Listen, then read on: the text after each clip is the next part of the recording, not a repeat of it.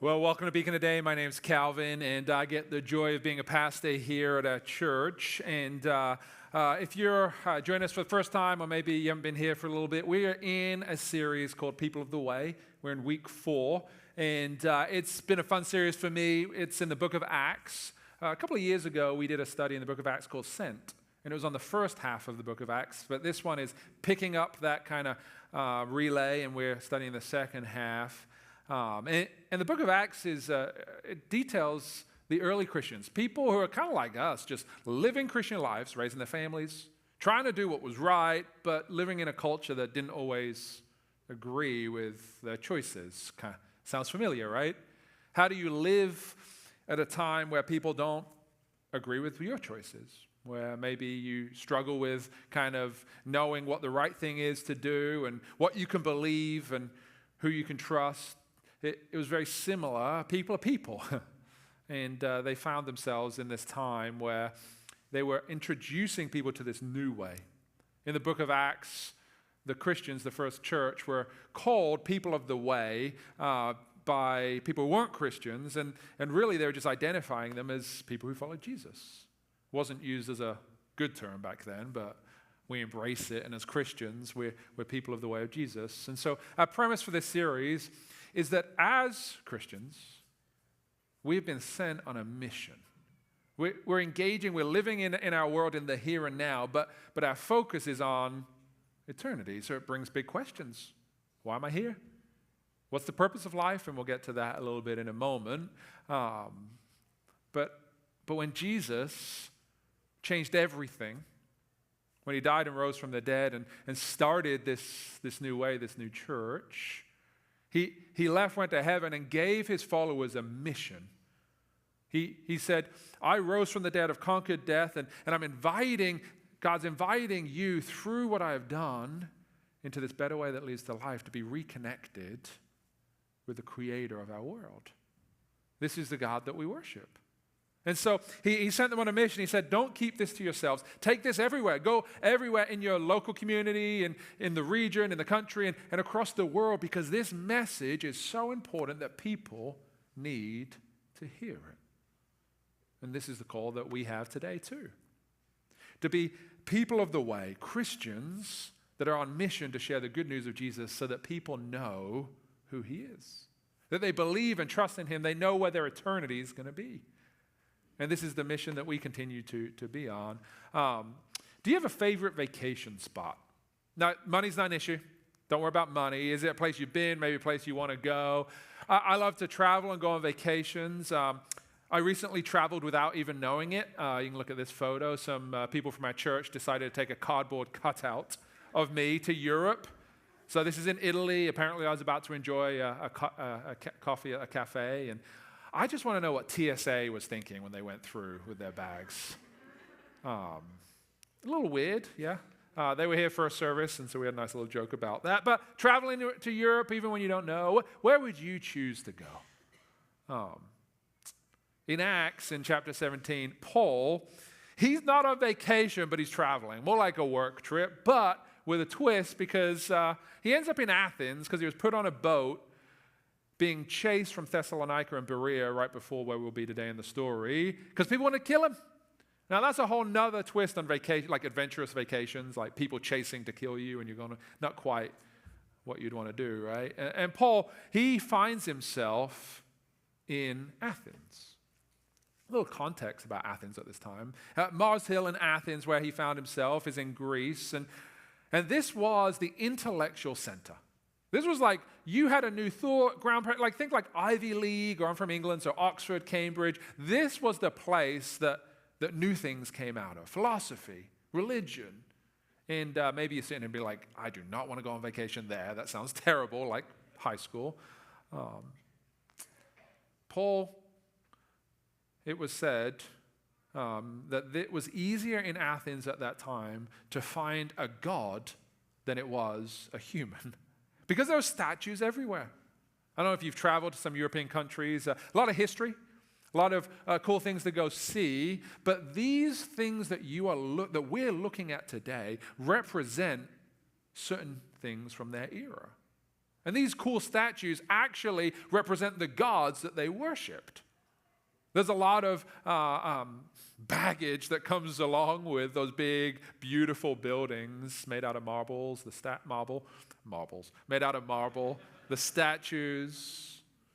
And Paul finds himself in the middle of it. You ever been in a place where you just feel completely out of place?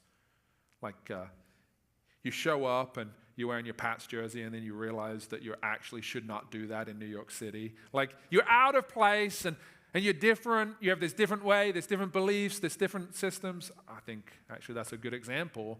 The Patriots against the Jets, or I guess Red Sox against Yankees would be a better analogy.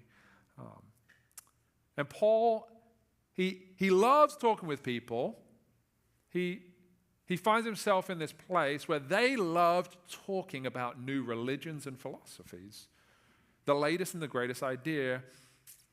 And in fact, though, Paul sees this and he sees what's really going on, because they weren't just talking about the latest and greatest because it was novel. It was like, oh yeah, no, that's new. No, they wanted to achieve, to get something. They had all these gods in their pantheon. In Greece, the Greek pantheon was filled with many different types of gods because they believed if you worship and sacrifice to that god, they will give you certain things. Much like today, actually. I mean, our gods, the things we worship, aren't statues. I mean, but you go to Times Square and you see all the different advertisements, because a god is really what you spend your time, money, effort, purpose geared towards, right? What you worship. What's your God today? What are you investing in? What are you caring about? And for them, it was these idols, these gods. And Paul goes there. He's waiting for his friends. But as he looks around at what he sees, his heart, it says, his spirit was provoked within him as he saw the city was full of idols. I love this, though, because instead of kind of ignoring this, he starts to engage and opens himself up to conversation. I read a quote on this recently by a great missionary organization. He headed this organization, and he says this: Europe is looked over by millions of visitors and is overlooked by millions of Christians. It made me think, as we're talking about Paul's example of sharing his life, engaging with people, pointing people to this better way that leads to life, Jesus, it made me wonder, are there places that we overlook when it comes to sharing our faith, to doing life with people? I mean, maybe it's in your own home. Maybe you have family members that you need to connect with, your neighborhood, your office, your friends. Sometimes we go on mission trips, we go around the world to share the name of Jesus, but we overlook the place where God has placed us right now. I truly believe that you were created on purpose and for a purpose. And that God has you where he wants you. I mean, sometimes we don't go where he wants us to be, sure. But I believe that he wants to use us for a purpose in our community today. That's why we wanted to start Beacon Church here in this region, because we want to point people to the better way that leads to life, to Jesus. People got questions. And so we jump into the story today in verse 16, where it says, now while Paul was waiting for them at Athens, his spirit was provoked within him as he saw the city was full of idols. So he reasoned in the synagogue with the Jews and the devout persons, and in the marketplace every day with those who happened to be there. Some of the Epicurean and Stoic philosophers, the big beliefs of the day, also conversed with him. And some said, what does this babbler wish to say? Others said, he seems to be a preacher of foreign divinities, because he was preaching Jesus and the resurrection. So Paul, he's traveled, he's in Greece, and he's waiting for his friends. I mean, I don't like waiting, honestly. If you're late, I'm going to start doing what we're supposed to be doing. And so Paul, he starts to explore. He's like, okay, let's go explore. Let's see what's going on. And he explores the city, and he sees lots of things that just grieve him. He goes to the synagogue like he normally would. He's a religious kind of leader. So he goes and he's like, I'm going to start here and I'm going to point people to this new way, the way of Jesus, and help them understand. And that's how he normally started. But he didn't just go to where the Christian, like the religious, people were. He went to the marketplace. Now, don't think Stop and Shop, Hannaford, Market Basket. This was more of like a center where people congregated. It was more like the cafeteria at college where people don't just go to eat, they go to connect and talk and share and that type of thing. Or the city hall, the town square. People were sharing their beliefs and they weren't just going there to shop. And Paul starts connecting. Now, for some of us who think this sounds terrible, where you show up to a random square in a city that you're not from and just start talking with people, this is what Paul was doing. He wasn't shy, meets lots of different types of people.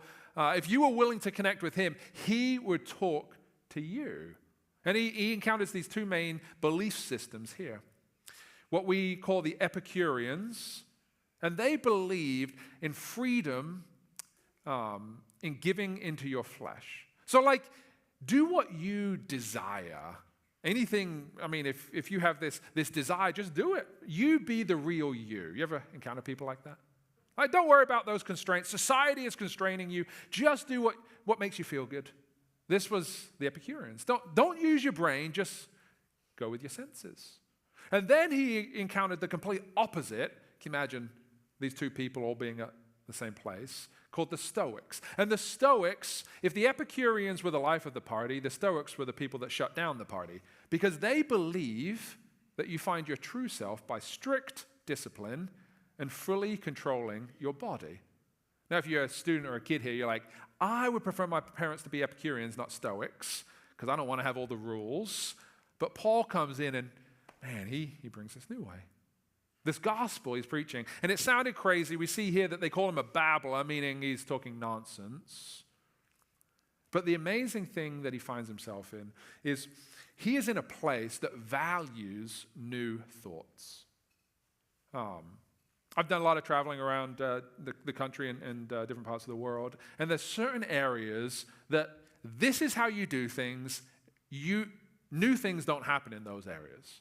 And then there's some places you go, and they worship the novelty, the next best, greatest thing. And maybe you have friends where some are still using a flip phone and some can't wait for the new iPhone 17 to get. It's the difference, right?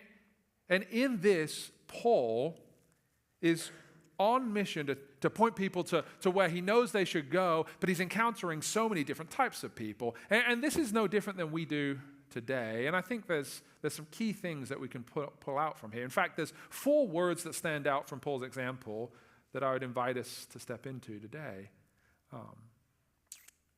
The first one is this, the word grieve. See what people worship and take action. See what's going on in our world. I've recently taken most social media off my phone because I found I go on it too much. And sometimes as I'm on maybe YouTube and you're watching something, it's like a gateway. You start on something nice and cool and you're watching something and all of a sudden it kind of goes and they automatically play the next videos, those fiends. And sometimes when I leave that, I just feel in a place where I'm like, there's issues in our world. Maybe you feel that when you interact with people that you know and you just feel a little icky. You're like, what's going on? You just don't feel right. You ever had that experience before and you're like, that just doesn't feel good? And oftentimes we have the opportunity to either condemn people like, well, they're just bad people. I'm not going to hang out with bad people. Then my life will be easier, right? But oftentimes, as a Christian, my heart just grieves because I see something, I'm like, that must be terrible for that person to be in that scenario. And when you start to change the mindset that Paul does, he could have easily done one of two things. He could have easily been suckered into like, this amazing beauty and be enamored by all the architecture and like, all these gods that I could follow. And he could have been sucked into that. Or he could have said, those are terrible people, I'm out of here, and completely separate. But how do you live on mission as a Christian to share the good news and not separate and not fall into the trap of what everyone else does? That's kind of what the Christian life is about, isn't it? How do you, what it says, be in the world but not of the world? Not condemn everybody in a way where you're like, you're a terrible person just because you know that some of the things they do is not following Jesus aren't good. Maybe you have friends like that. And oftentimes the question comes where you become a Christian, but none of your friends are. So can you still hang out with them? I get asked that sometimes. I'm like, yes. Don't cut off all your friendships, because now you know this better way. Now you know the goodness of who Jesus is. Your desire should be to bring that message to them. Now, yes, maybe we're not going to be like Paul, traveling from city to city, starting churches and telling people about Jesus. But the overlooked places in our lives are often the friends we grew up with. When you cut them off and say, well, they're just bad people. I'm a good person now because I'm a Christian. If you're a guest here today, I just want you to know we're a church filled with people who aren't good people. We're just saved by grace, trying to be more like Jesus, trying to become the people that we're called to be. This is the amazing beauty of what Paul is sharing, what we'll see in a moment. The gospel message is there is nothing you can do bar perfection to earn God's love. It's a free gift of grace. So that means that all of us here today are in the same boat. No one is better than the other one when it comes to being a Christian. We're all seeking to live a life that is in accordance with following Jesus. Paul could have been enamored, or he could have just pointed fingers, but instead, I believe that the example that we see is he truly grieves for what he sees. Not just in his head. He doesn't just see it and say that's wrong. It moves from his head to his heart.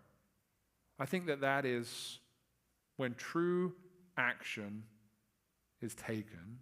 It's when we start to see things that move from our head to our hearts, because we start to grieve for what people are going through. Instead of condemning them as bad people, we say, what must it be like to be in their shoes today? How can I help them? How can I share this good news with them? And Paul, he's grieving for what's going on. And then we read in verse 19, and they took him and brought him to the Areopagus,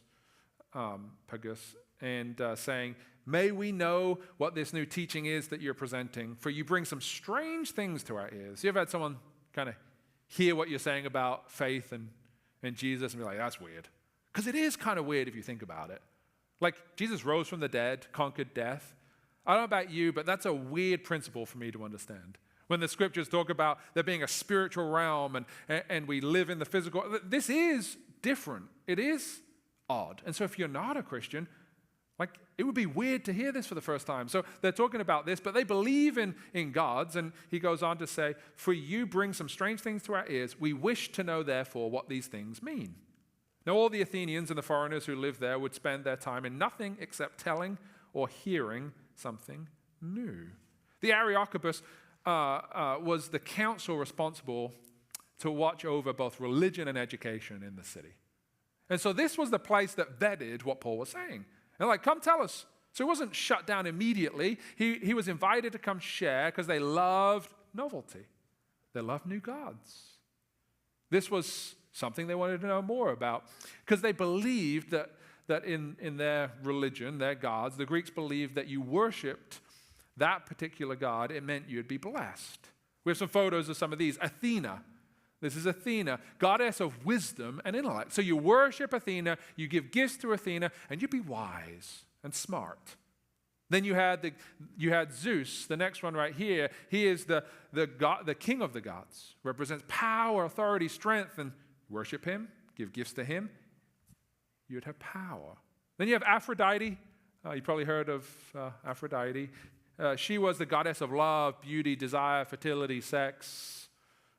Yeah, we'll move on from that one. Then my favorite one is Cloacina, the goddess of the sewage system. Seriously, I don't know what gifts you had to give her, and I'm not sure what the blessing was you would get from her. This is how far they'd gone in worshiping gods. They had all these different gods, and yet Paul's heart was grieved. We live in a world where people are looking for meaning. Maybe you're here today because you're like, stuff's happening in my life, stuff happening in this world, and I don't know. I just got questions. It doesn't feel right. I feel icky. My heart grieves because I see things the way they shouldn't, things that shouldn't be happening. They are happening. I'm trying to figure all this out, and I believe that the Spirit is working in people's hearts and minds to say, yes, this is what I'm talking about. This isn't right. This isn't the way it should be. Come and hear about this better way, a way that leads to life. This isn't something new. Just the things that we worship have changed. The gods that we worship have changed. So they spent their energy, time, money pouring themselves out for what they believed would give them success, power, sex, what would give them comfort and safety. So before we judge, we're just like them, really, aren't we? With different gods. And Paul knows, I think if we are honest with ourselves, we know these are not the things which are going to satisfy. I take it with a grain of salt, but I love hearing when like famous, wealthy people share about all their fame, all their wealth, and they say, I'm at the point now where I've got anything I could ever want, but I'm still looking for purpose. This isn't it?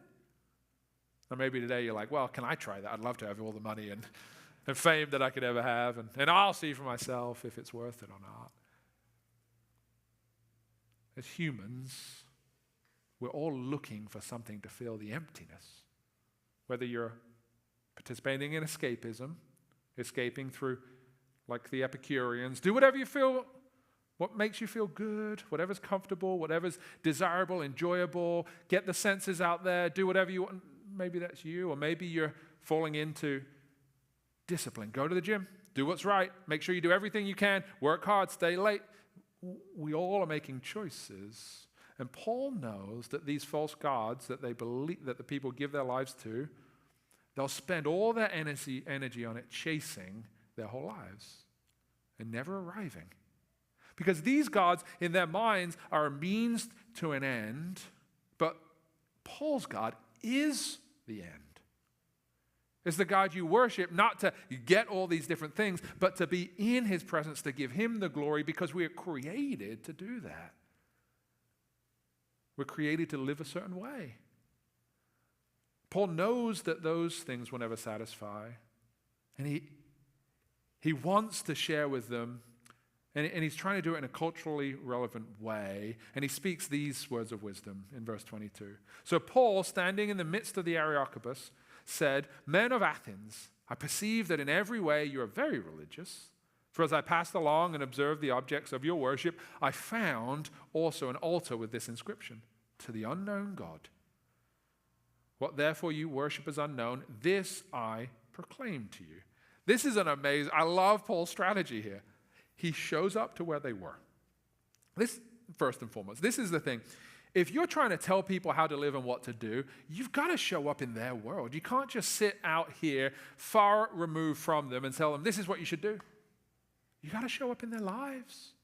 Show up in your kids' lives, your grandkids' lives. Show up in your friends, your neighbors. Have the ministry of presence and invest. But Paul does something here that is awesome. He's learned, he's kind of investigated their city, and he said, how can I share this good news in a way that they're going to hear? I believe that communication, the burden of communicating something is on the communicator, not the person, the communicatee, the person hearing. That means the burden is on Paul to make sure that he can share it in a way that they hear it and the Spirit will work through him, of course. I think that if our hearts grieve for people, we need to connect and find threads of agreements to pull on. Find a thread of agreement to pull on.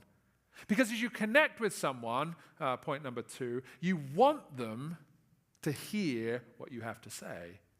But you ever talked with someone and they just, their tact is terrible. Like what they have to say is actually true, but they just, come at it a completely terrible way. And the way they come at it, you're like, I don't even want to listen to you anymore. Sometimes I can feel that way as I see some people trying to share the good news of Jesus, and it's just like, God, stop yelling at them and talk with them. Paul finds a statue of a God that says the unknown God. Because they have all these different gods. They wanted to cover their bases. If they missed one, they didn't want to be left out. They had FOMO when it came to gods. They wanted everything. And he understood their extensive pantheon, and so he finds that little thread to pull on. My son, he loves little things. He sees a little piece of dirt. He'll go, what's this? Picks up all the trash at the park. It's great. Love it. He'll see a little hole in one of my socks. Yes, sometimes I wear holy socks. And he'll go, Daddy's hole. And he'll put his finger in Daddy's hole in his daddy's sock. And he goes, he just starts pulling away at it. He'll see this thread, and he'll pull, and he'll pull, and he pulls, and it's ridiculous. As Paul is here, he sees that there's a springboard for him to start reaching people, and he takes the approach that I think is genius. He starts talking with them, not at them. Instead of attacking them, he says, that unknown God, I know that God. In my mind, I just get Buddy the Elf. I know that guy, Santa. It's kind of like Paul with the God. But we have to be aware, we have to be present, looking for ways to connect with people. Heard a pastor recently say, he acknowledged it's hard when you're telling people about Jesus. Sometimes it's nerve-wracking, and you have a hard time with it and all this kind of stuff. And he said the best thing that he's found is to ask questions. Ask questions and keep on asking questions, because people love talking about themselves.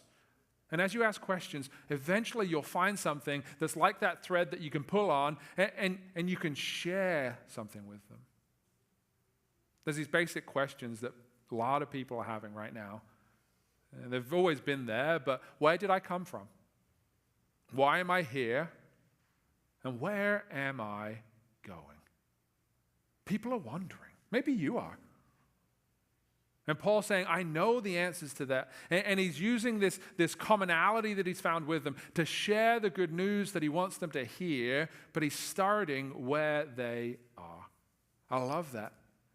When I was doing student ministry with middle school kids, I love talking to middle school kids with student ministry, because they're just honest.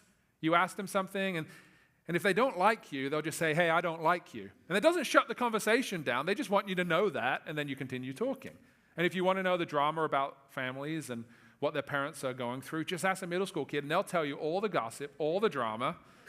Be careful what you tell your kids. But what I love is getting down and asking them questions to hear where they are. I truly believe that if you want to reach your kids, if you want to encourage them, you need to understand what their life is about. You need to get to their level, ask them questions, and ask them, what makes you nervous? What are you worried about? What are you excited about? How did you feel in this scenario? Because everybody has these basic questions, and as parents, we want to share the good news of Jesus with them. It doesn't stop as parents. It goes to everybody. People have questions. They're asking, and I think we want to interact, find that commonality with them. It's so much better than attacking. I think we want to talk with people rather than yell at them. We want to invite them in rather than pointing fingers. Because when you build that commonality, that trust, that respect, it builds bridges and the barriers start to decrease, right? I talk with a lot of older Christians, and they have kids who have grown up in the church or don't love Jesus or don't want to be a part of any of this stuff. And they're like, I just want to tell them, sit them down and say, this is what you should believe. And if that's you today, I just want you to know, it is great to sit down with your kids, but before you tell them what to do, start by asking them something. Ask them how they're doing. Ask them what's going on. Let them share, because it shows that you care. Paul cared. He was grieved. He wanted people to experience the better way that leads to Jesus. And he does something awesome in verse 24 and 25. He says, the God who made the world and everything in it, being Lord of heaven and earth, does not live in temples made by man, nor is he served by human hands, as though he needed anything, since he himself gives to all mankind life and breath and everything. He starts by interacting in the city, in the synagogues, understanding what's going on, finds that commonality, and instead of without belittling their belief system or their upbringing or religious beliefs, he says, this God. He springboards off of it, and he actually points them and said, this God that you unknowingly worship, he is the real God that created everything. Notice what he's doing here is pointing out how different God is from what they believe, but doing it by finding common ground at the same time as challenging their belief system. And this kind of feeds into the next point. We need to reason. So if we grieve and we connect, we need to reason. To ask how is their working, how is their way working for them? And then share what we know is the truth. As you ask people questions like, is your God worth the things that you are sacrificing for it? We know the answer to that. We know that people are still searching. There's still emptiness. And no matter what your God is, what you find, unless it is Yahweh, God the Father, the God of our faith, you're never going to find what you're looking for. You'll chase it. You might find a little bit here and there, but it'll always leave you wondering, what's the purpose? A little empty. That's why people often talk about having just a hole in their heart. They're like, well, I love this, I love that, but there's got to be something more. And this is what Paul's sharing. Now, as we reason and share this with people, sometimes we think things like, well, what do I do if they ask me questions I don't know the answer to? And you can find the answer with them. But more than anything, I think, well, if you don't know the answer, we should probably put in some work, right? Think about it this way. If you're dating, you meet a girl, you find something that she loves, that night you're going to go home, you're going to research it in such a way where you know everything about it, right? You're going to research it. You're going to know because what you value, you want to be in a relationship with her or him. And as you do that, you put in the work. For Paul, and what I would put out there, us as believers, God is calling us to do this mission. We have people we love. Our heart's grieving for what we see in our world. We're invited to maybe study a little bit. Find the answers so that you are prepared. Read the Bible. Talk to people. We just launched our groups. Join a group to engage and to learn and to study and to grow. Paul spends the time to share who the real God is in verse 26 through 29. It says, and he made from one man every nation of mankind to live on the face of the earth, having determined allotted periods and the boundaries of their dwelling place. And then in verse 30 through 31, we'll skip ahead a little bit, it says, the times of ignorance God overlooked, but now he commands all people everywhere to repent because he has fixed a day on which he will judge the world in righteousness by a man whom he has appointed. And of this he has given assurance to all by raising him from the dead. This is how he closes it. We see, because it's so important, if we truly want people to experience life change, we need to verbally share an invitation as our hearts grieve for what we see. As we connect with people, as we reason and share the truth, we need to invite them to action, to end with a call to action. This is the amazing thing about what we believe, that Jesus is the way, the truth, and the life. That we serve a God that if we're good boys or good girls, he doesn't love us more. And if we're bad boys or bad girls, he loves us less. No, it's through God's gift of grace. That no matter what you've done, no matter where life has taken you today, that if you answer the call and you ask for forgiveness, you repent, you're forgiven. Maybe you feel like all that baggage that's happened in your life is stopping you. Well, I love what J.R.R. Tolkien talks about, the author of Lord of the Rings. He talks about this word, eucatastrophe. And it's defined as a sudden and favorable resolution of events in a story, a happy ending. And so maybe your life today looks like a catastrophe. I mean, sometimes our world does, doesn't it? This is where the good news that Paul is sharing, the good news of the gospel, that unknown God that they were worshiping comes into play. Because the resurrection is the eucatastrophe of the story of the incarnation. It begins and ends in joy. No matter where life has taken you, no matter how catastrophic it feels, there is a purpose that God has for your life. And he's inviting. He's saying, come and follow me.